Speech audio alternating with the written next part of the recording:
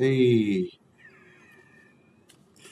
it's Mike. I'm back, and got some Hare Krishna news I wanted to share.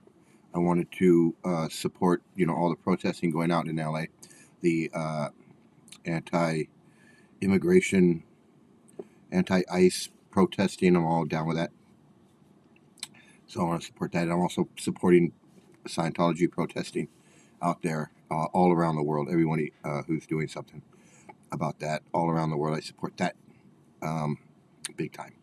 So, but something just came. I wasn't even going to do. I wasn't even going to come on live today. I was debating whether I was going to do something today, and then I saw some Hare Krishna news, so I wanted to get into that, and I'm going to do. That's what we're going to do, and then we'll see what else I have to say. All right, here we go.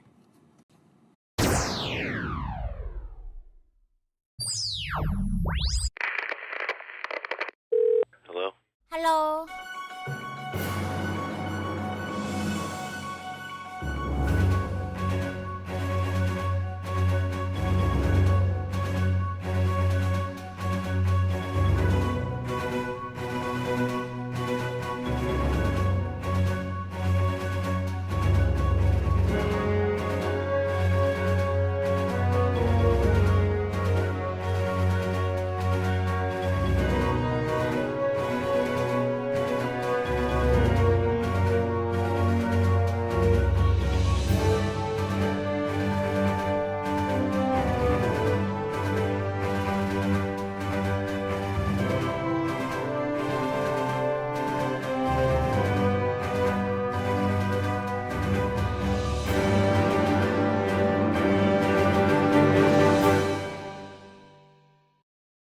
All right, so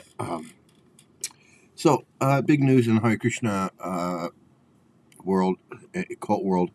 So one of their big leaders has had one of these what they call a fall down. Man, I was talking about this yesterday, but I didn't know there was going to be another one. I didn't know this is a big deal because this guy he's been around forever and he's a big leader of ISKCON. He's got a lot of followers, and evidently he's had like a girlfriend or something. He's involved with some sex with one of his disciples, which Prabhupada says is like incest. Prabhupada was really, who cares what Prabhupada says? But they do. They care what Prabhupada says. And their whole world revolves around what Prabhupada says. They wipe their ass with their hand because Prabhupada said that that's a spiritual thing to do.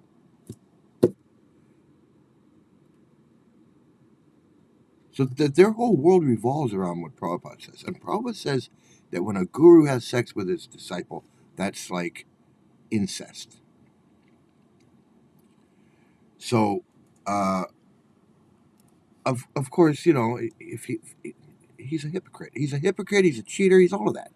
But let's see what they say. Let's see what it says. What the Hare Krishnas are saying about this whole thing, because that's where I'm getting this information from the Hare Krishnas. So this is what they have to say about it, and I'm getting it from one of these Hare Krishna web pages here. It's called the Krishna X Files.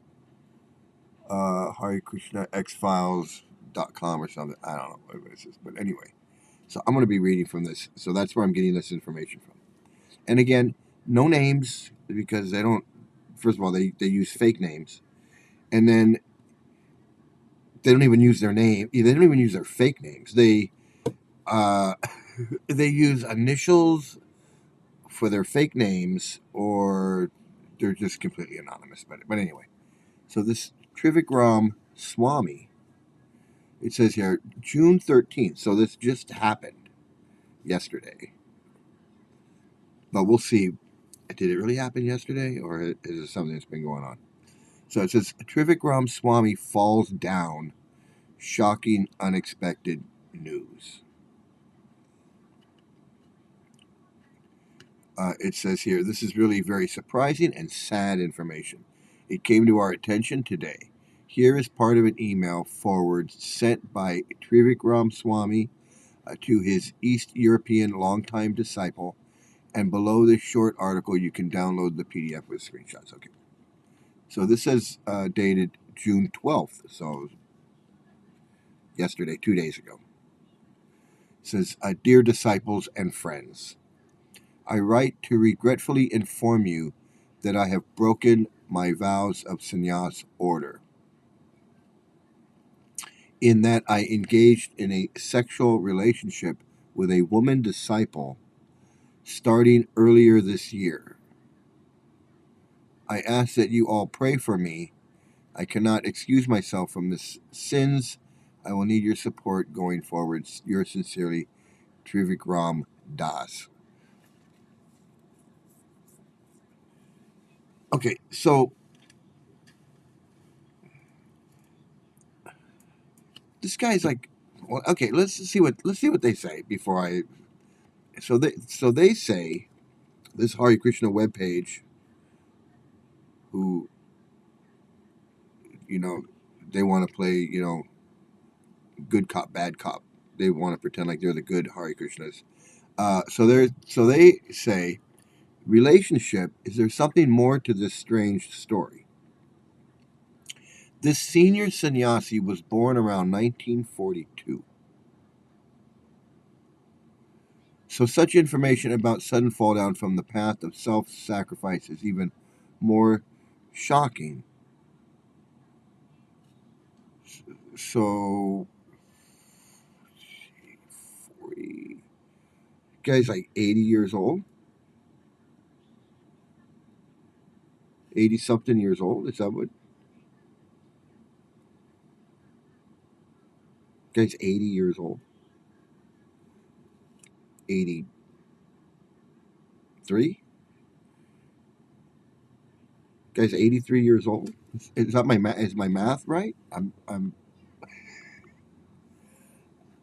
not sure, but it sounds like this guy's like around 80 something years old. This guy, this Trivikrama Swami.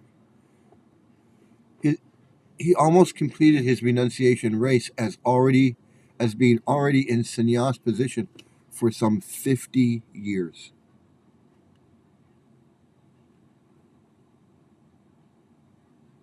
So he's been. You think he's just now at 80?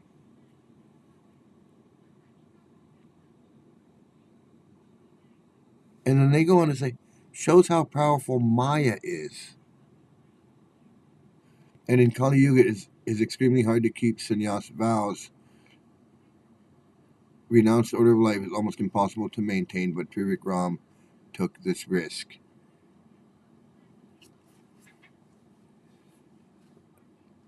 This chanting and all of this nonsense, it's it doesn't do anything.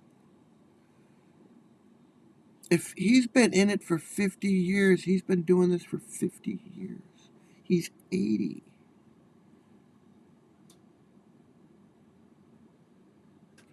It should be getting easier and easier for him. I can understand when he was 30 was rough, 40 rough, his 50s rough. But he's chanting and he's Swami. He's a Swami. He sits up and lectures people on how he marries people. He guides these people's lives. They come to him with their problems. He's supposed to be he's no different than anyone else. He's probably been wanting this whole thing for a while, and he's just been, who knows, because he's been secretive and lying. He says since the beginning of the year, so he's been hiding it for 6 months at least. Who knows what else he's been doing?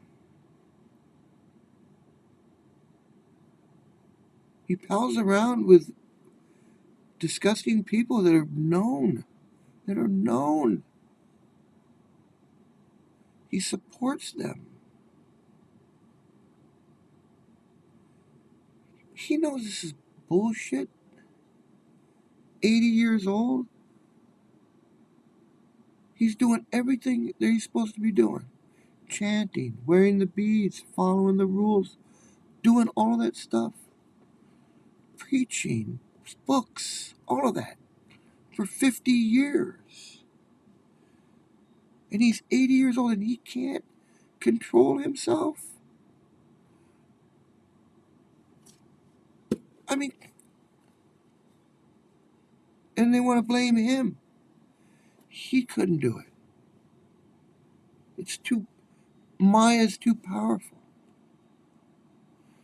Kali Yuga, you can't just be a sannyasi. It's too difficult. Oh, but he tried. How about he was cheating everybody? How about you just can't face the facts? This is a bunch of bullshit. If this guy can't control himself, that's why all these kids are molested. That's why these little girls are molested. That's why women are mistreated. That's why women are treated like shit.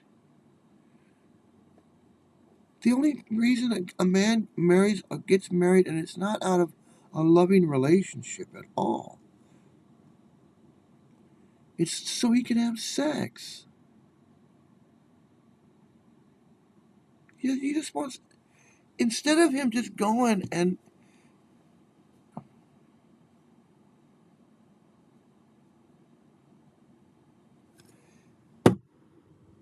why can't these guys have sex? Yeah, that's one of the things that I that I said in the very beginning when I first got involved. And I said, everything about this is wonderful, but why so many rules? Can't do this, can't do that, can't do this, can't do that. And then all these things that you have to do. If chanting was everything that they say it is, and everything was the way they say it is, why do you have to follow all these rules? Why do you have to do all this other other external material stuff? Why can't everybody just be normal? And it's like, because it's a cult. You don't have to. If chanting and mantras and all of this stuff was what they say it is, you wouldn't need all these rules.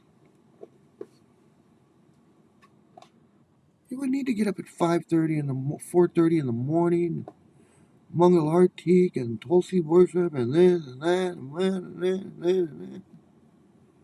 And then Sankirtan all day and then come back and book distribution.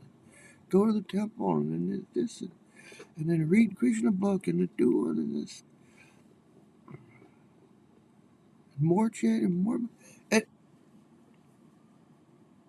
And then they tell, oh, I didn't even get, there's a part here where they say, okay, let's continue what it says here. So these people are saying, we must add that Trivikrama Swami recently disappointed some devotees during the so-called world pandemic because he took 2 jabs of vaccine and spoke favorably about it. So this is this cult. They're like against vaccinations. Like even during COVID-19, when people are dying,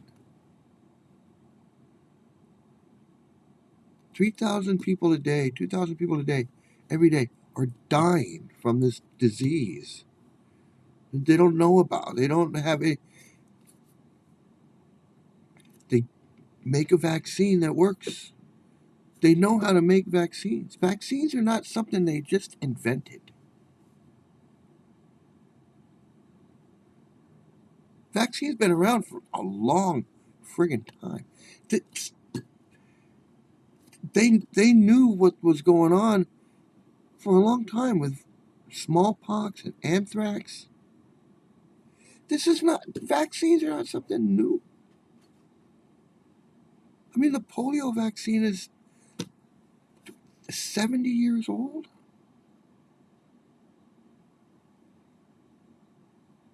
I mean, this is nothing new. Acting like this is like, oh my God, they invented like they never had a vaccine before. People are people are freaking stupid. But anyway, so these Krishnas didn't like the fact that this guru got a vaccine because he wants to fucking stay healthy. He doesn't want to get COVID-19. He's 70 something years old. He didn't want to die. So then they criticized him for that, which to me is just so friggin' stupid. They don't, and they have world pandemic in quotations and vaccine in quotations, which means they don't believe that that's real. That's what that means. The so-called world pandemic, and took 2 jabs of vaccine.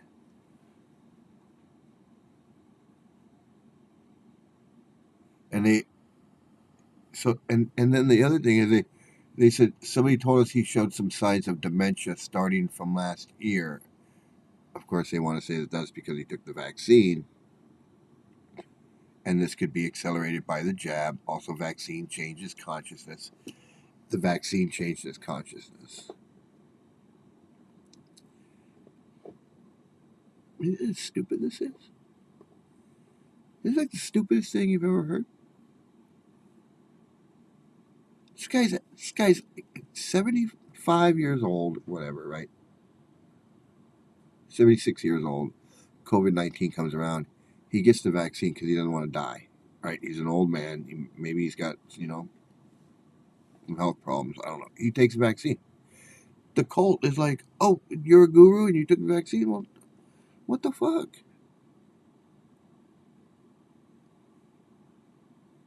So now that he falls down with some woman and he says, hey, I got a girlfriend and I don't want to be a guru anymore.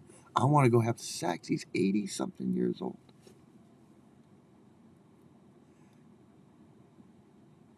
So he's having sexual relations with a disciple. He's 80 years old. 80 something years old, this guy.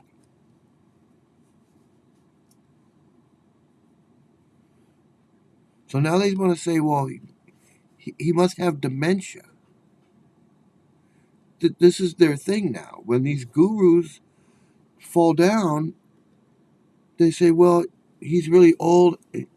Maybe he's got dementia, which maybe he does. I'm not saying he doesn't. Maybe, and the other ones that have fallen down, that they say has dementia, maybe he does. Maybe he does. Maybe he doesn't. I don't know. I'm not a doctor. I don't know. It just seems a little coincidental that these gurus that are falling down, they all seem to have dementia. He doesn't mention anything about having dementia in his letter where he says, "Hey, I'm having sex with this woman, and I'm not guru no more." He's got that figured out. So then they go on to say this. Uh, but anyway, Trivikrama Swami was a very staunch devotee, very strict brahmachari, and Brahmana exemplary, spreading devotional service with faith and determination. What is that supposed to mean? What is that supposed to mean? That it's bogus because even though he was pretending to be the strict this and the strict that, and it was in for all these years, he still couldn't do it. And he's been being untruthful. He hasn't been truthful for the last 6 months because he says it's been going on for since the beginning of the year, and we don't even know if that's the truth.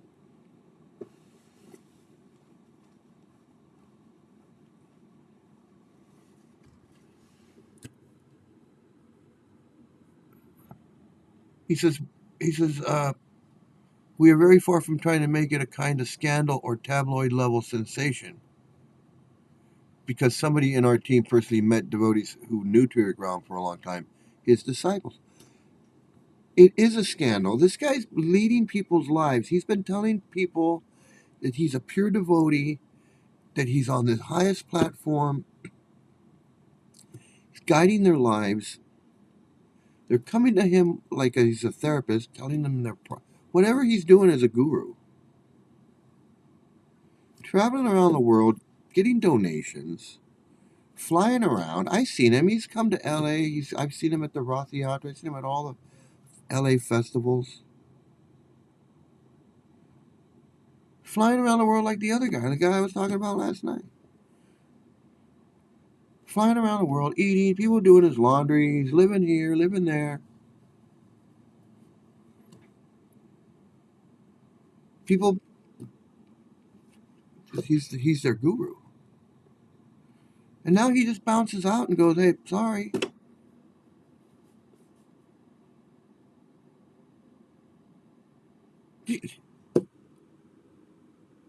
What is that? What is that? And that's not a scandal? That's not a scandal. You don't think people should know that this is not, he's not the only one. This is not like, oh, he's the only one. This is like this happens all the time. I was talking about last night, I was talking about somebody that did this 20 years ago or 10 years ago. And they did it before. Rameshwar, Harikesh, so many.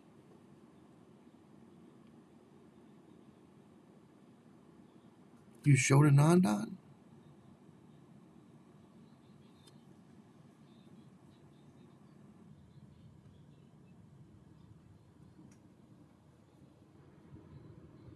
His Holiness, Trivikrama Swami, Holiness. He's a cheater. He's been lying for the last 6 months that this hasn't been going on, and now he's. But I just don't get it. At 80 years old, at 80 years old, he's given up all of this stuff because he wants to have sex with some disciple. He was initiated in 1966 by the founder of this movement and given sannyas initiation in 1971. He was 30. He's 29 years old.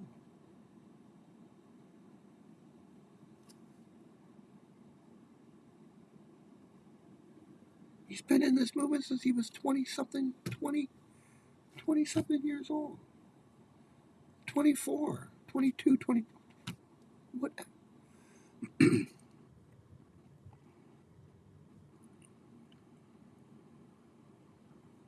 As Prabhupada personally said about Trivikram, he will always go wherever I send him. Spoken like a good cult leader. He'll do anything I say. Yes, this American Hare Krishna monk traveled a lot. Preached first in Asia, especially in Japan, Korea, East Europe, Poland, Ukraine, Lithuania, Belarus. He's been traveling around the world. Travels Japan, Korea, East Europe, Poland, Ukraine, Lithuania, Belarus, Krakow, Poland, Eastern Europe in the 90s. Such a situation, sudden change, leaves them very confused, at least, so to speak, very confused. The guy's 80 years old.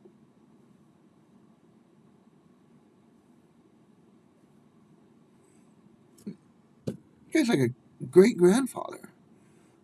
Like a great grandfather going, hey, telling the family, hey,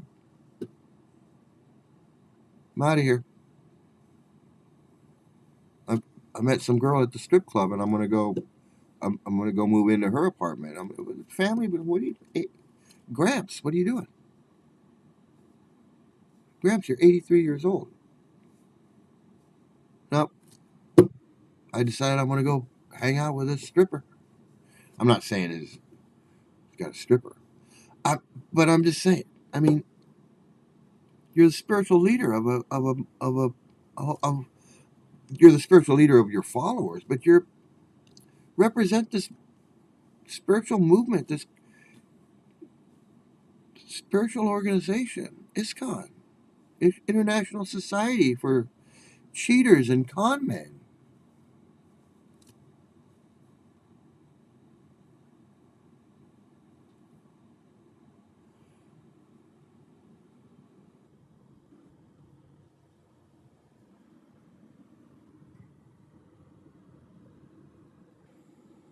So,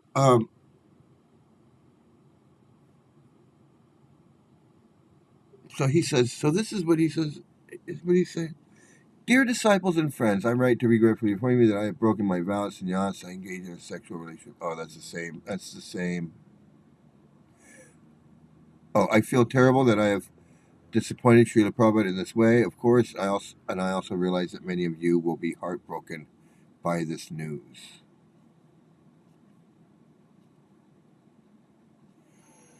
So, as a result, I have agreed voluntarily on the following: to stop initiating, to give up the sannyas order of life. I will stay in India in Mayapur or the Govardhan Retreat Center or some similar place for a minimum of 1 year to focus on atonement and purification. During that time, I will increase my spiritual practices, especially hearing and chanting. So basically, he's going to just keep doing the same thing he was doing before. Because wasn't that what he was doing before? I mean, wasn't he? Wasn't he doing spiritual practices before, hearing and chanting and reading and preaching? I mean, isn't that how he got all? Didn't? Isn't that how he got into this mess? Was pretending for 30 years, 40 years that he was something he wasn't, and now he's proven to himself and everyone else that it's not, that it's all, it was all fake. But he's just going to keep doing what he was doing before. It's so stupid. He's going to keep doing what he was doing before that made him the way he is now. A faker and a cheater. You've been sitting for at least the last 6 months. We've been preaching about all of this stuff, and you haven't even been following it. You've been having sex with one of your disciples behind everyone's back, still getting donations, still traveling the world, still doing everything you were doing before.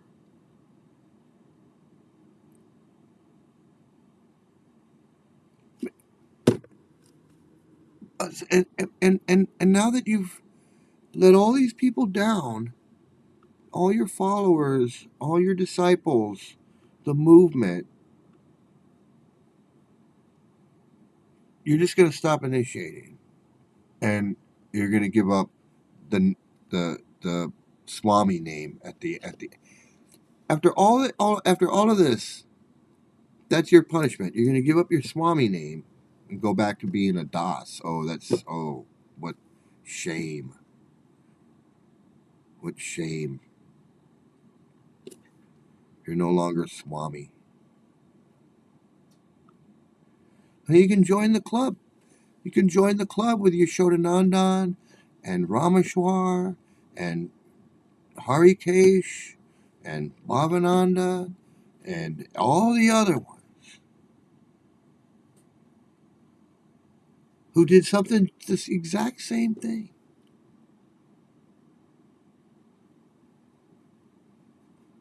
And just decided they were going to just have the Swami name.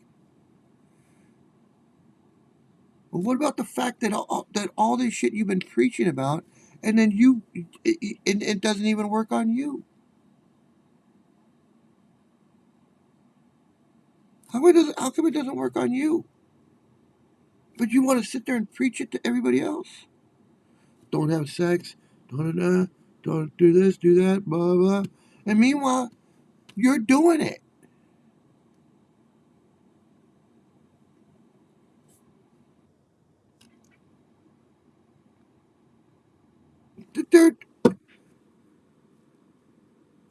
list. There is a list of swamis that have done the exact same thing this guy's doing now. Going all the way back.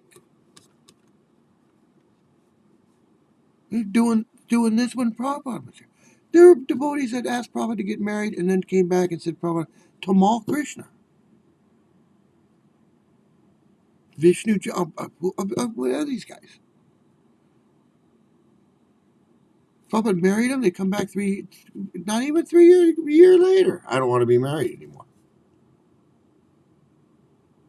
You give him sannyas, fuck the wife, because, well, what's Prabhupada going to do? The guy comes to Prabhupada and says, I want to get married. Prabhupada says, Prabhupada goes, if this guy doesn't get married or have sex, he's going to leave. So let me find a 13-year-old girl that I can give to this disciple, make him happy with his wife, and he'll keep chanting and keep selling my books. And then when he comes back and goes, hey, I don't want to be married anymore. Prabhupada's like, oh, well, I give you sannyas. Fuck the wife. You can go preach. Go. In fact, you can be in charge of a whole area of the world. Oh, okay. I'll go do that.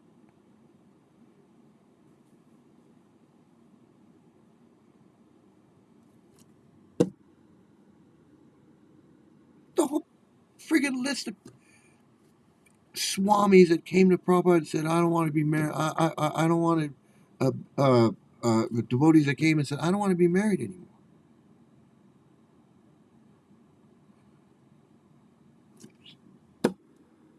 Okay, you're no longer married. Now you're a sannyasi.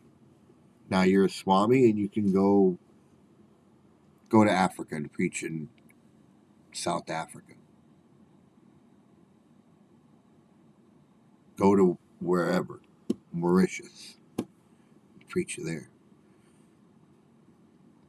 He tried to send Tamal Krishna to China.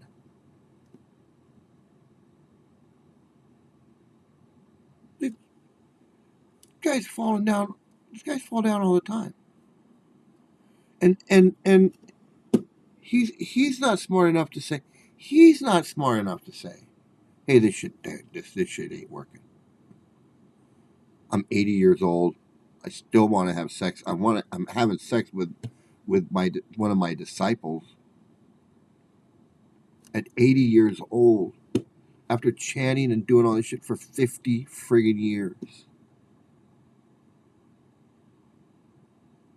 Just screw everybody else. Screw all my disciples. Like,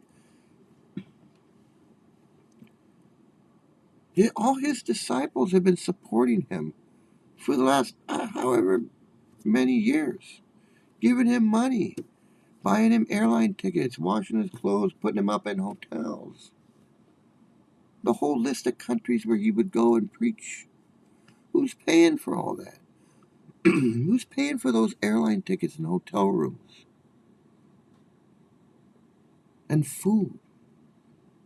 And clothes? And everything? Who's paying for his laptop and all of this stuff? These guys, they want everything. Laptop and computer. You hear that? The guy I was talking about last night, he had a whole list of places. I got cabinets in Vancouver, and you can give all the stuff, and the cabinets can go to this person. I've already taken all the stuff that I want out of there. And then I have some stuff in Bhaktivedanta Manor in England, and all that stuff you can give to these devotees, because I already went through all that stuff and took all the stuff I want out of there, too. And what stuff did you take out? What did you have in there that you wanted?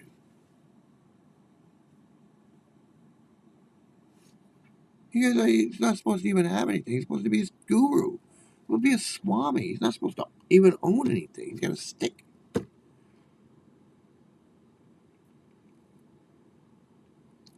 He's talking about, I got all kinds of stuff. I got cabinets full of shit. I already took all the shit I want out of there. What did you take?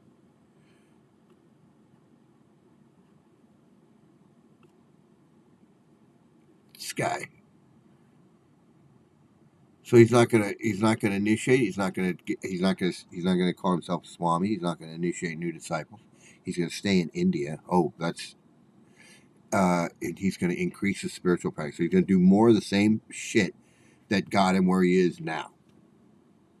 Because 50 years of it, and him failing after 50 years, well, you're 80 years old. You might as well keep going now. What do you got? What are you gonna do? You got no Social Security because you haven't worked 50 years. So you don't get anything. You don't get any retirement. ISKCON's not giving you a pension. What are you gonna do?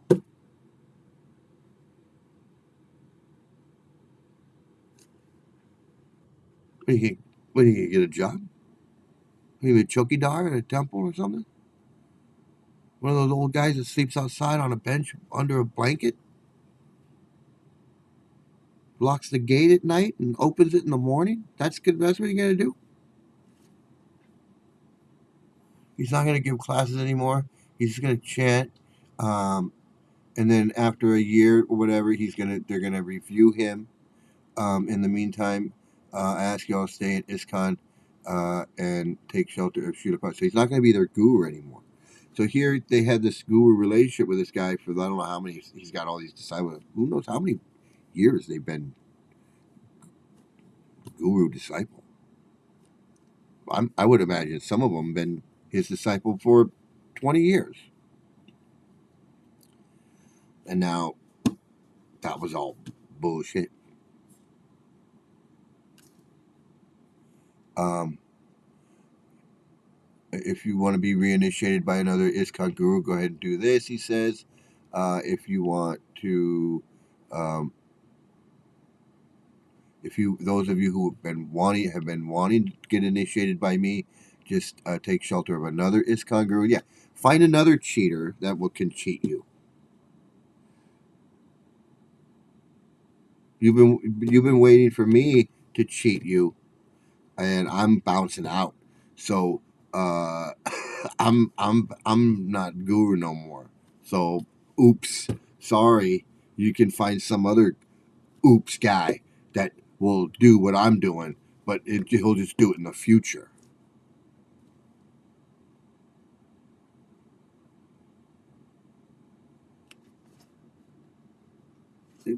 What? I don't know. If I was waiting for him to be my guru, which I would must really like the guy to want to be. I want you to be my guru. You can teach me, and I'll wash your socks and whatever. I mean, if it got to that point in the guru disciple relationship where I wanted him to be my guru, and I'm waiting, and he tells me you got to wait. You're not ready yet. You got to wait like a year or two. I got to see that you're. I got to see that you're serious. I got to see that you're chanting. I got to see that you're selling books. I got to see that you're doing all that. Meanwhile, he's banging some chick, and he's 80, and I'm waiting to be initiated by this guy, and I'm doing all the things I'm supposed to be doing, and all the things that he's telling me to do, because I gotta wait, and he's got to evaluate me to see if I am worthy to be his disciple. Meanwhile, he's banging this chick. He's banging one of the disciples. And then all of a sudden, I get this letter. Hey, Sri Mukunda, or Bhakta Mike, or whatever. I'm sorry to tell you, but you know what? I've been having sex with this woman for the last 6 months. And, I'm just, I would be like, I would be like, what the fuck?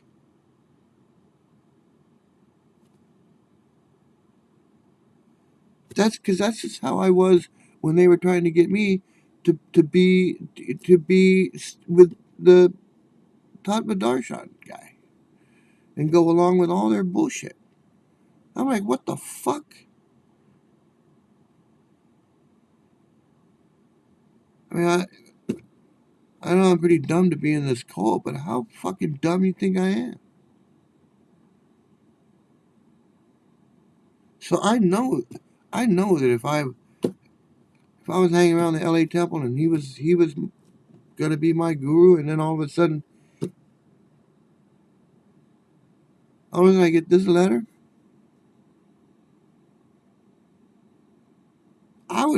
I would be like, this is some bullshit.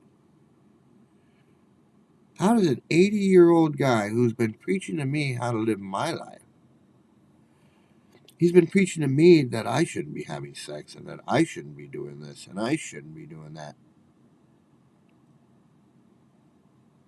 And now I find out that he's been banging his chick for the last year behind everybody's back. Behind everybody's back.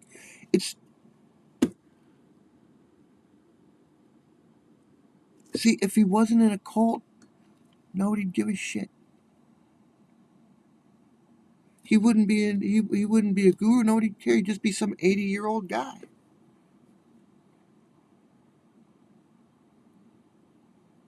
But he's in this cult, faking it, pretending, getting money, getting donations, traveling around the world,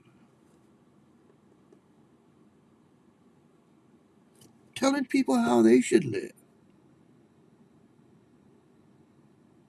preaching to people about Krishna and Vishnu and Radharani and Lord Chaitanya, and how the holy name is so powerful that it just burns up karma. And Krishna's dancing on your tongue when you chant, and all this bullshit. Because he can't even, 80 years old, he can't even.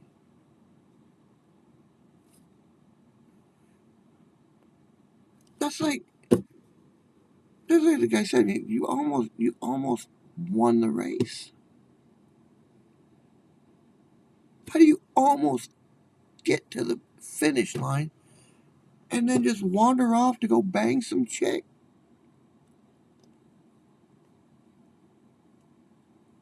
How do you run a friggin' marathon? You run a marathon for 50 fucking years. And you're almost there. You're almost done.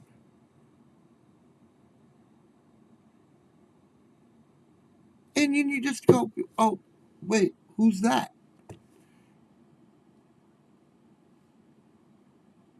Are you're going to tell me that it's his fault?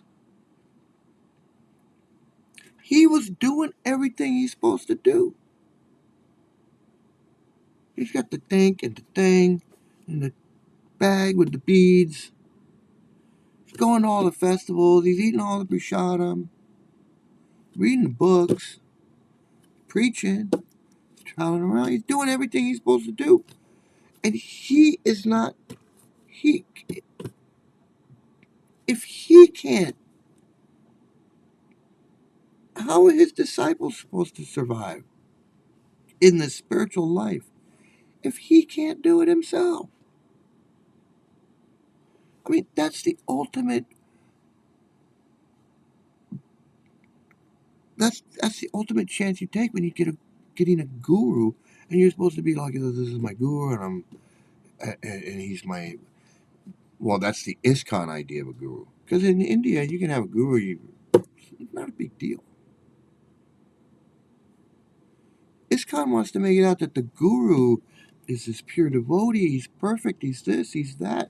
He doesn't make mistakes. He can see the future. He can see the past, the future, the present, everything.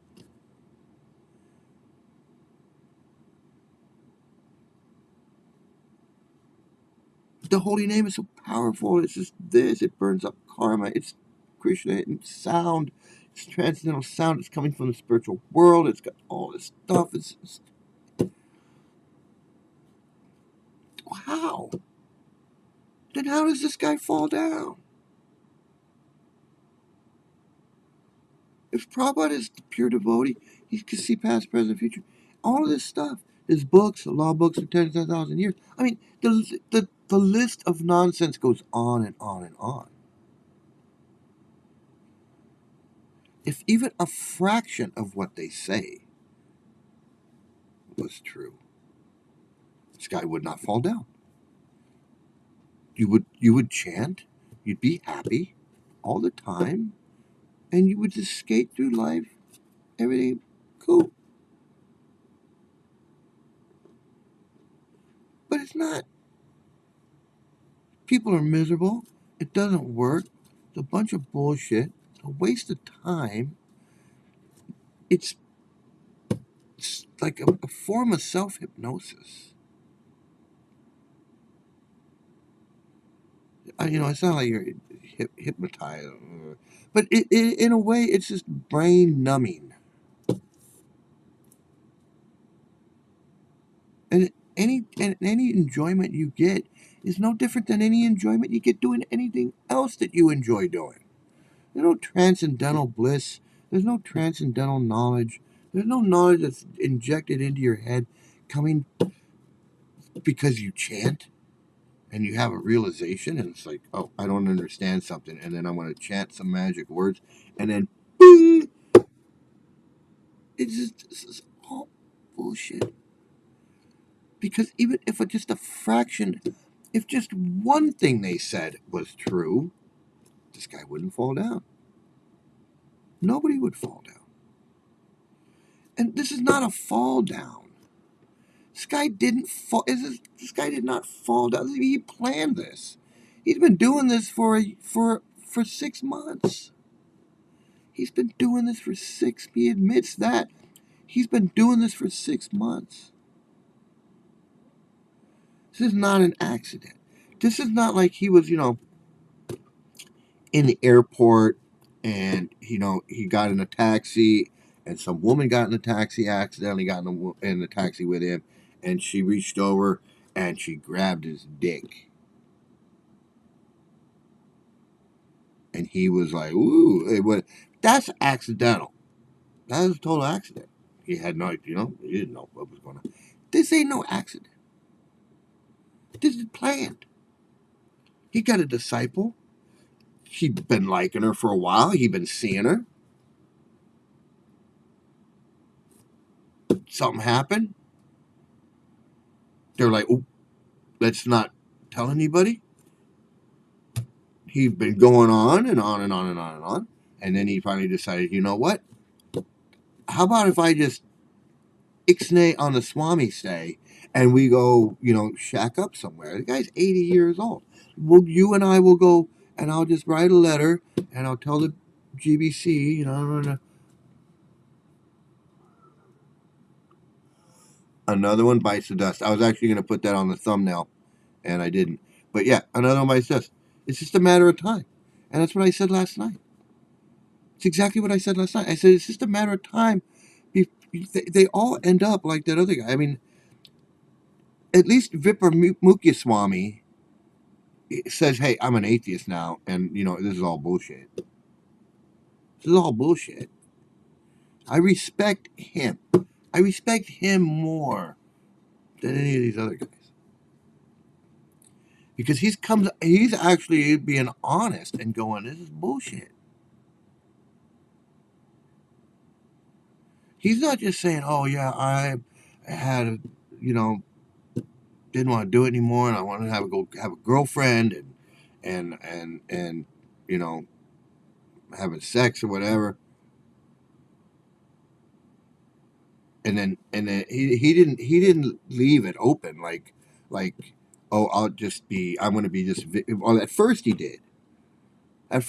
He was like, I'm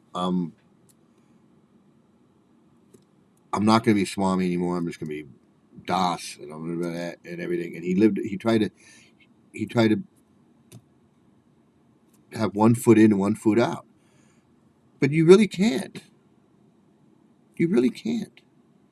I mean, I think in the beginning we all kind of do. We're like, well, this shit. I like the chant. There's so much I like about it. But I can't deal with all the bullshit. And so I think a lot of us actually do think like, well, I can leave ISKCON, and I can still be a Hare Krishna, or I could, but you can't, because it's bullshit, and you gotta face the fact that it's bullshit, and if you don't, you haven't left, you haven't learned anything. And so I respect Vipramukhya Swami, because he comes out and he goes, hey, and you don't have to be an atheist. I mean, that's not a prerequisite. But he comes out and he goes, hey, it's bullshit. So, but most of these guys like Rameshwar, Harikesh, um, Bhavananda, all these guys, they want to, they they don't want they don't want to burn their bridge. They don't want to burn their bridge. They're like this guy. I'll just stop initiating. I won't be a sannyasi. I'm gonna stay in India, and I'm just gonna do more chanting. I'm gonna do more chanting. And do more of what I know. Trivikrama Swami, what a freaking circus. Yeah, I used to see he would come to L.A. every year for the Rath Yatra and the Prabhupada festivals and all of the I mean, they would all come. Everybody who's anybody comes to L.A. and eventually they all come. They would all come through LA. So I'd see him every year at the Roth Yacht. I knew exactly who he was, because I was a Ritvik for, so I was in for 20 years, and for like most of those years, for 10 years I was hanging out in LA with both Ritviks and ISKCON people. And so everybody at the LA Temple knew me. I mean, I knew ISKCON people. I worked at ITV. I wasn't a big Ritvik person in the beginning, and then I met Yashoda, and for like the last 10 years, I was a big Ritvik. I was with the Ritviks. I was Yashoda's right hand man, and everybody knew that that I hung out with the Ritviks, and so that's that's and he was a very anti-Ritvik guy, and he would always come and preach about the Ritviks were bad, and there was this. So I knew who he was. I was like, fuck this guy. You're a I thought he was a bogus guru from the beginning, because ever since the beginning I knew that all these guys were bogus. These guys are fucking bullshit. So, but I was, it didn't matter who they were. If it was Trivikram or Rohini Kumar Swami or Sri Dayananda Swami or any of them, Veera Bahu, Tamal Krishna. I mean,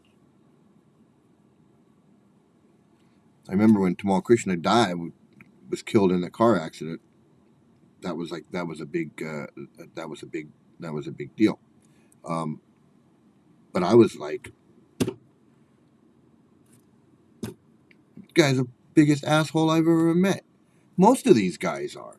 If you're not if you're not in the full Vaishnav Krishna, oh everyone, blah, blah, blah, and you just look at them as like a person, these guys are fucking assholes.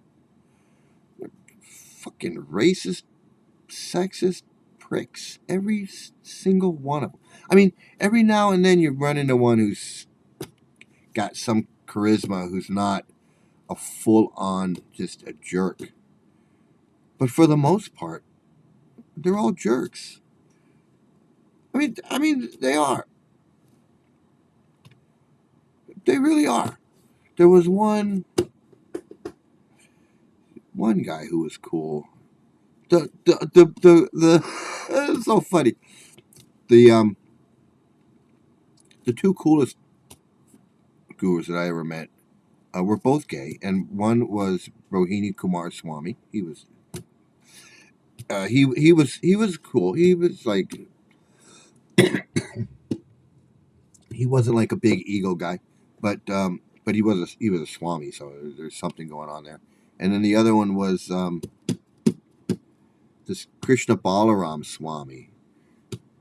He was a Kirtanananda Swami disciple, I think, and but he was cool. He was gay too. I don't know. I think he may have passed away. I'm not sure.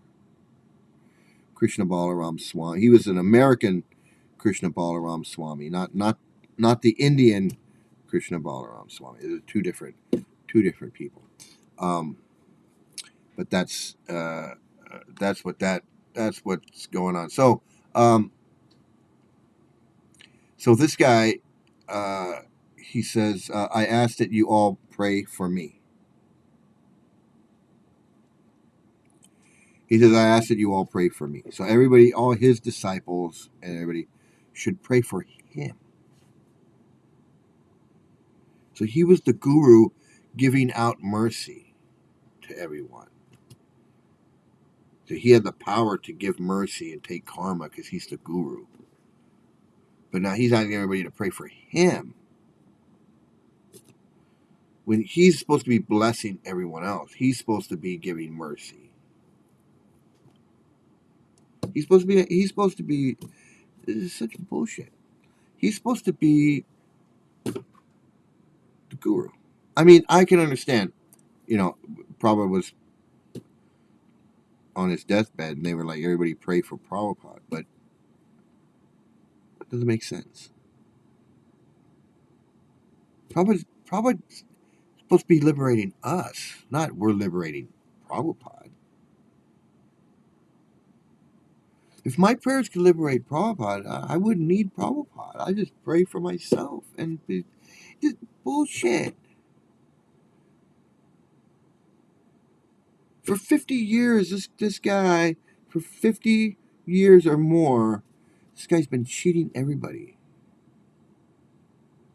Traveling around the world on somebody else's dime. Eating, sleeping, traveling on someone else's dime.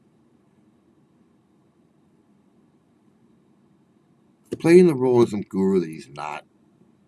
And he knows he's not.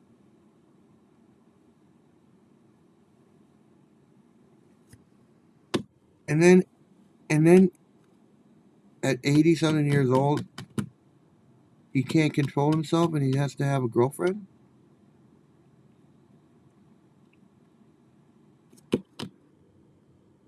That's the guy that was giving out mercy to people?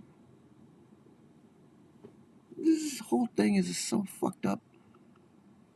It's just so fucked up.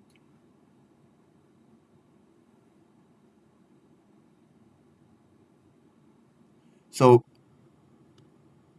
that's what's going on. I wanted to come on and I had to comment.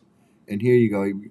I got a picture of him. I don't know if you can see this picture of him here. Pretending to be. I mean, it's all show. It's all a show. There is no transcendental bliss. There's none of that. It's the same enjoyment that you would get doing anything that you enjoy. In fact, I think that you would actually enjoy something else more because it's real. And I like to use Taylor Swift because she's pop shit, had a tour or whatever. You could use anybody. But Taylor Swift, these people that go to Taylor Swift show and they have a great time for 2 hours, having a great time. They're singing the songs. They're just they're out of their minds, having a great time. Taylor Swift. Taylor Swift is real. She's a real person. She's up on stage and she's singing and she wrote those songs. She performs those songs. And she had to, rehearse. A lot when it goes into that whole thing. And it's real. And people are having a great time and it's real.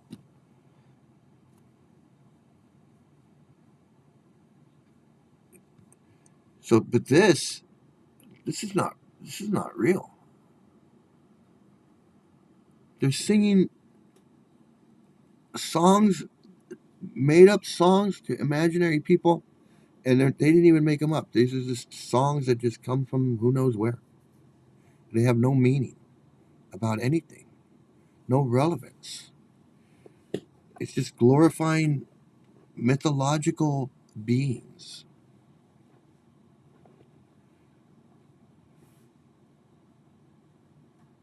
Dancing with other cult members that believe in these myths. It's like singing songs to the demon head that eats the moon during an eclipse. I mean, I don't know if there is an actual song to Rahu. There probably is. Um, but that's just as an example. Like, what?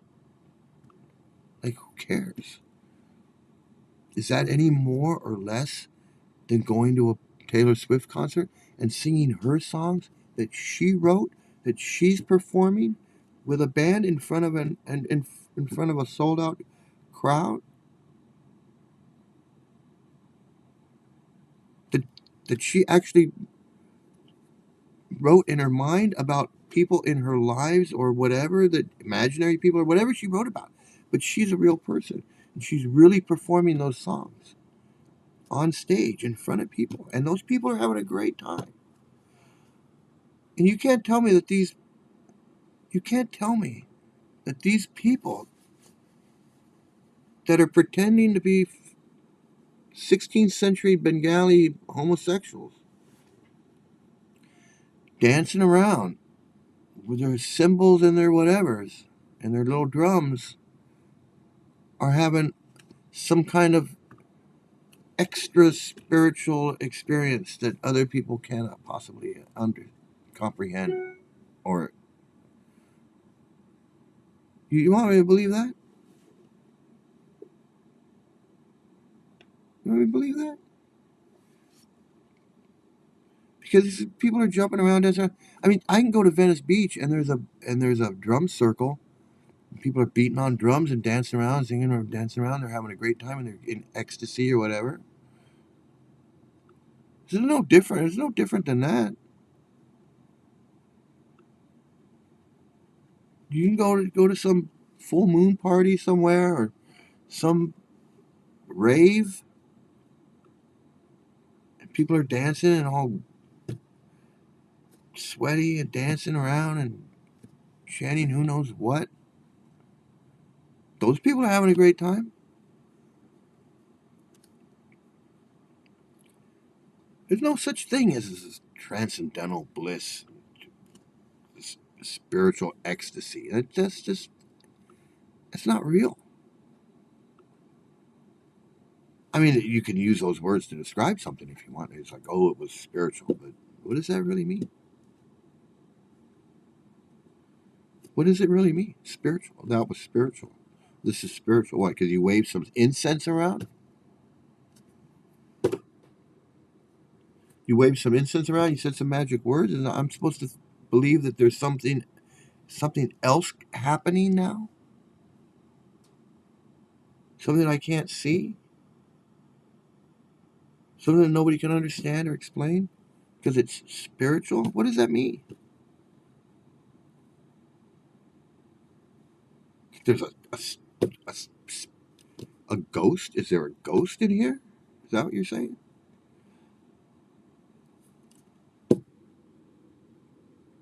That's why I'm saying these guys know. These gurus know. I mean, maybe they don't know. They might be so deluded that they just can't comprehend the idea that what they think is spiritual ecstasy or transcendental ecstasy is just ordinary happiness. Just ordinary. Or what do they like to use? They like to say mundane. This is just mundane happiness, mundane sense enjoyment.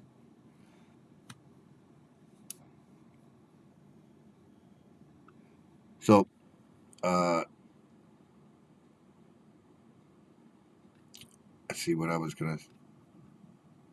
Okay, so that's the end of the Trivikrama part. Um, I was gonna talk about some other stuff, but I've already talked about Trivikrama for over an hour, so I don't know if I'm gonna go any. I don't know if I want to go any more, um, because that's a lot to digest, because this guy was a big, and there's so many times when in the 30 years that I've been, around the Hare Krishnas, 30 something years that I've been around the Hare Krishnas, there's always, oh, this is shocking because he was a big leader. When Jaya Tirtha got his head cut off, it was like, well, he was one of the 11 guys, one of the top 11 guys. And then when Rameshwar left, Rameshwar was one of the 11 too. He was a guru guy. And Bhavananda, oh God, Bhavananda, he's one of the 11 guys too. And Kirtananda, we all know about Kirtananda. He was the original guy. He was ground zero, number one.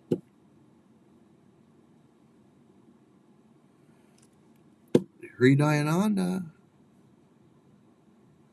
Hansaduta, he was one of the leaders. Oh my God. And then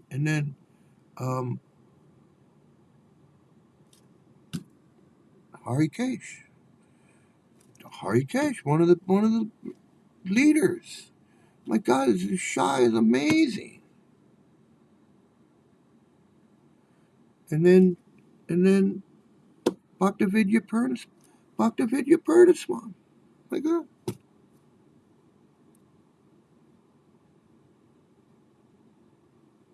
And then Lokanath Swami. Oh my God, shocking. He's one of the leaders. He's one of the head guys. And I know there's a bunch more that I haven't. That Vipramukya Swami. My God, he's one of the head guys, the leader.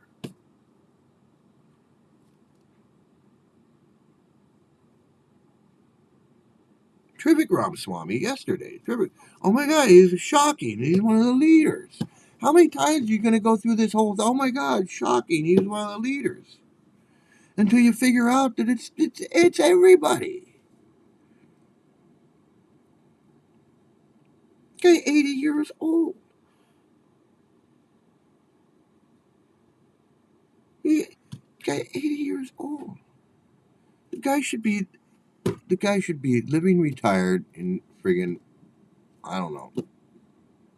He should have had a good life, man. He should have had a good life. He could have worked for friggin', Montgomery, some store or something. He could have sold books for Barnes and Noble. He could have had a car lot. He could a million things he could have done. He could have had a plumbing business. He could have had. I mean, the guy could have worked for TRW or friggin' Garrett Corporation. I mean, the guy could have done a lot of things. Worked for IBM. He could have opened a car wash. I mean, the world was his to do whatever he wanted. He could have done anything. He could have had a trucking company. He could have started up his own flower business. He could have taken over his dad's business if his dad had it. He could have done anything.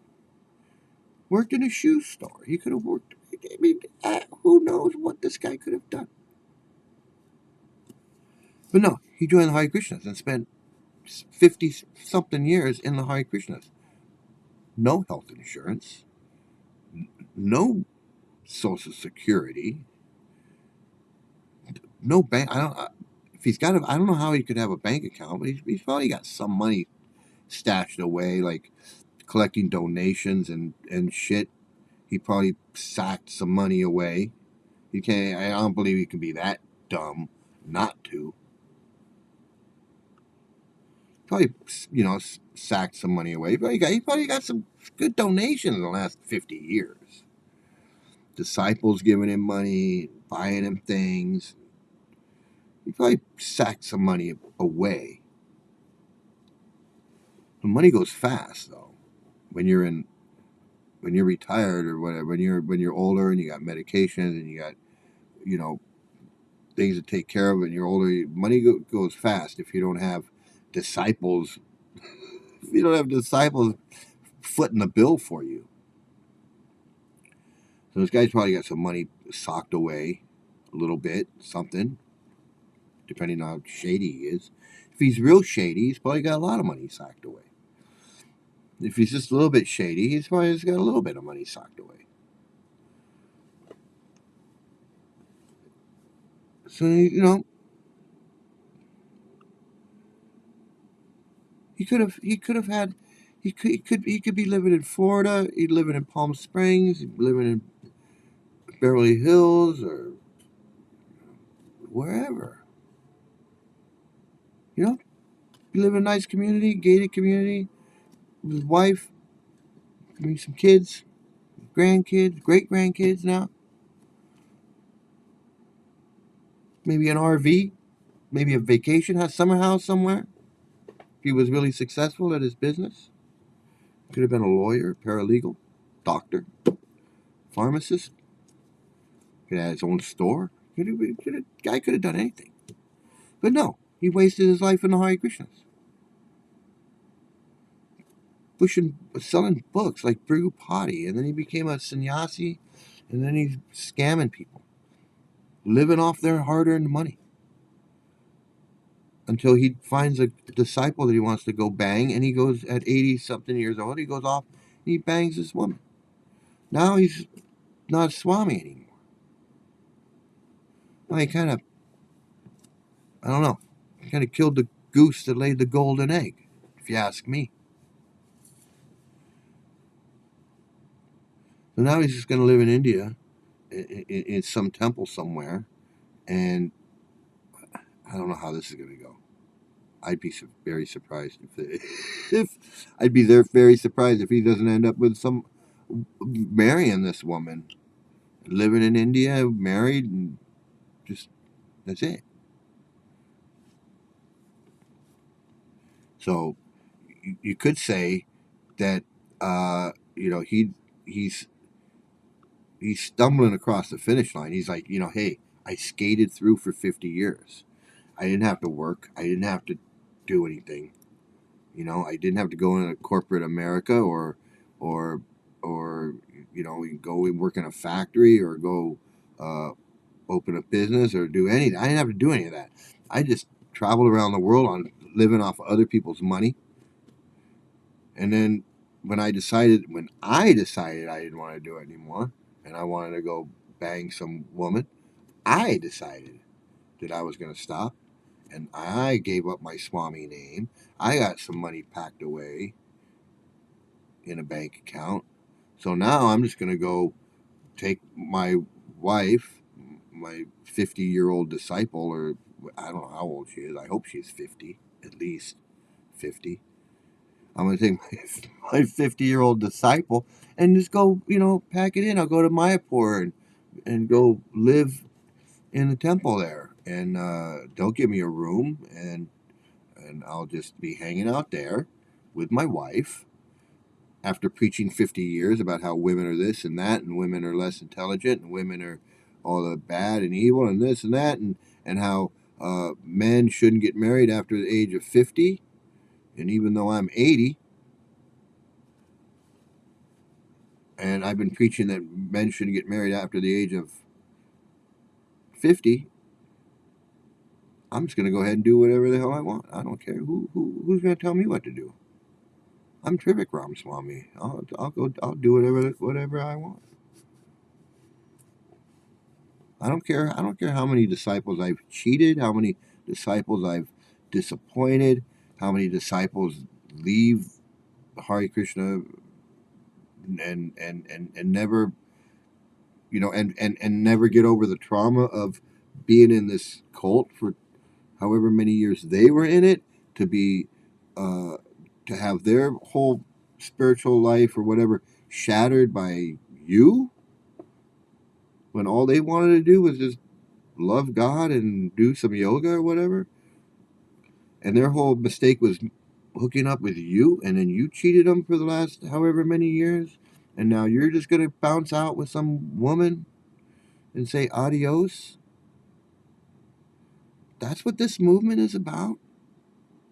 They want people to join this. They want to hand out books so you can come and you can experience this Where you find a guru and you have 5 years or whatever, and then you want to get initiated and you think everything's hunky-dory, and then all of a sudden, bing, he bounces out with some woman? Or he gets caught with some little boy? And now you're traumatized going, fuck, I was worshiping this guy. I thought this guy was my whole life. And it turns out he's banging little boys or banging little girls or who knows what. And then you got to face the fact that that's what you were doing. And yeah, it's not an easy thing sometimes. It gets harder the longer you've been in it. That's why I say these guys, some of these guys, he's in it 80 years. He's got to stay in now. What's he going to do? He's 80 years in and it's all a bunch of bullshit. What's he going to do? He's going to leave? Where's he going to go? Where's he going to live? 80, the guy's 80-some years old. It's like working at a job and you hate the company, but you work there anyway. It pays the bills. You don't care if it's Nabisco and you hate the food and it poisons people and it makes people you don't care. I got to go to work. I drive a truck.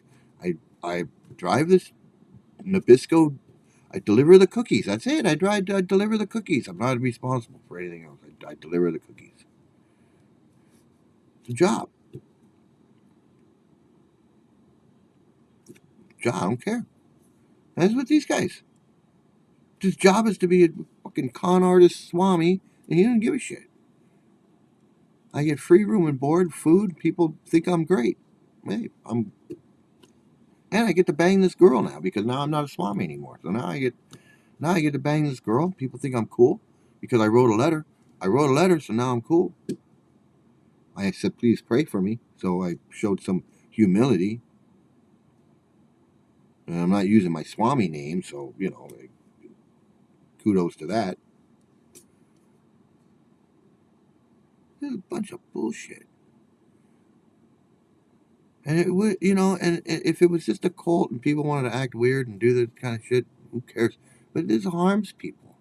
Harms people's families, harms children, child marriage, domestic violence.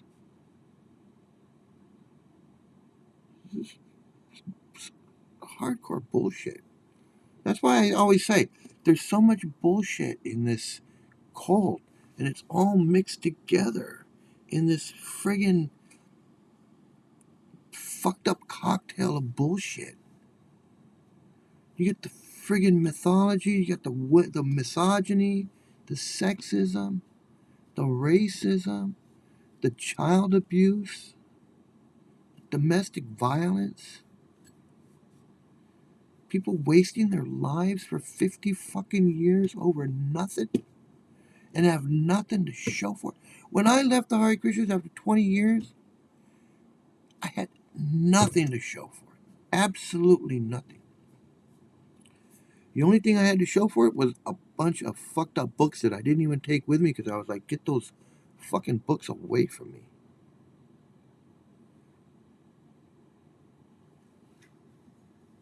I had like hundreds of dollars worth of books, thousands of dollars worth of books. Those books are not cheap. And there's a lot of them. And over 20 years, I collected a lot of books. And I should have kept them for whatever reason. I don't know why. I'd kind of like to have them now because I'm doing this podcast and I can show you all the books that I had, and it would be kind of a cool show and tell type thing. But I didn't. I didn't want anything to do with anything Hare Krishna. It was like traumatizing. Paintings and pictures and photos and deities and so much paraphernalia and books and CDs and tapes and recordings and MP3s and all of that stuff. I just left it all. Just left it all and walked away. And I don't know. Some of those books I kind of like. I don't know. I guess I can. It's not a big deal, but anyway, it's all a bunch of bullshit. It's all a bunch of bullshit. I can't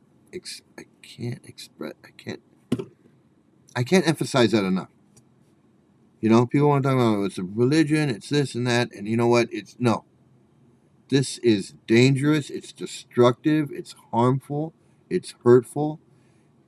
It's criminal, and it's evil. Absolutely correct. It hurts others' lives. Robert Harry Kish left with $5 million. Wow, I didn't know about that. So I didn't know about people committing suicide. Um, but it makes sense that some people would be devastated. I would believe some people would be devastated. Um, Especially if they gave their life savings to the guy. I'm giving my $30,000 life savings that I all I have, and I'm giving it to my guru because he's going to take me to the spiritual world.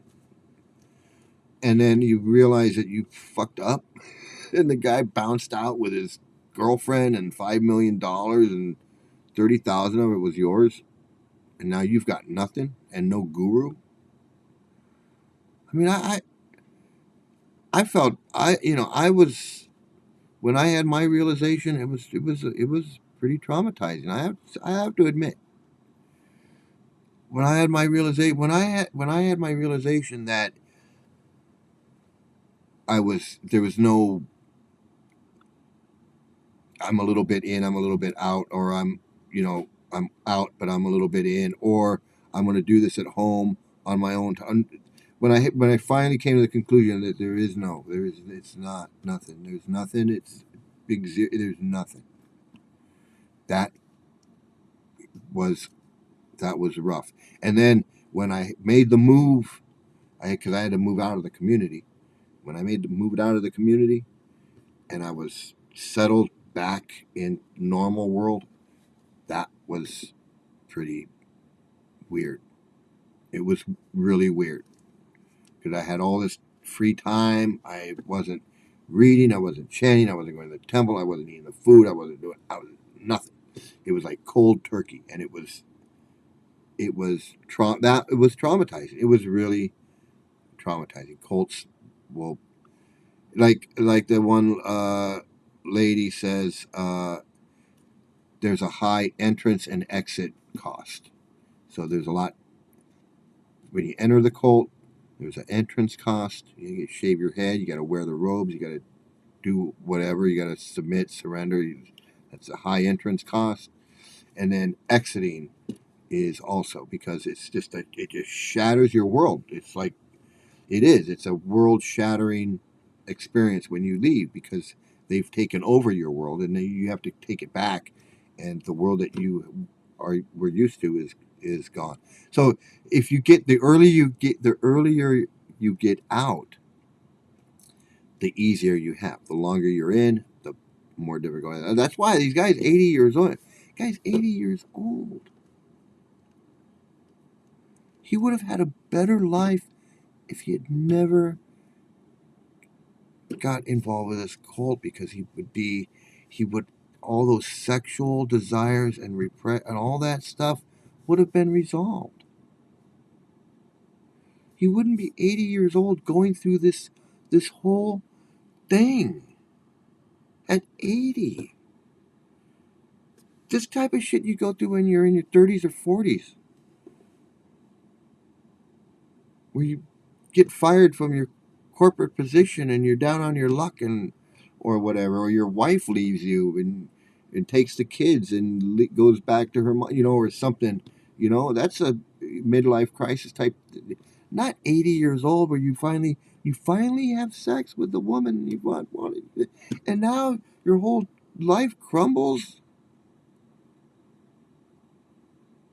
Your whole life is turned upside down just because you wanted to get some pussy. At 80? At 80 years old? If you had sex back then when you were 30, 40 years old before you would have had it out of your system. You could have gone on and you would have been able to, you would have been able to continue with this charade of being this guru because you would have had all that shit done. But instead, you're 80 years old and you're still like, oh, I gotta get me a piece of ass.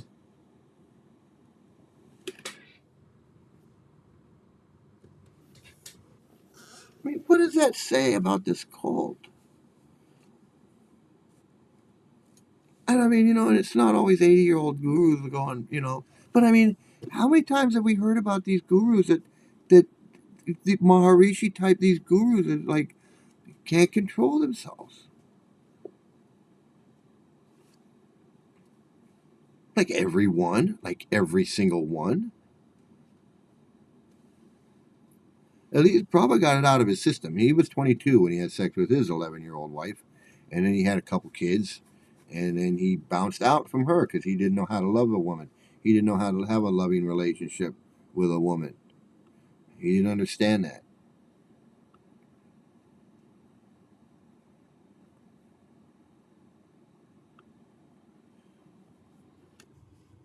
Fucking disgusting. Fucking disgusting.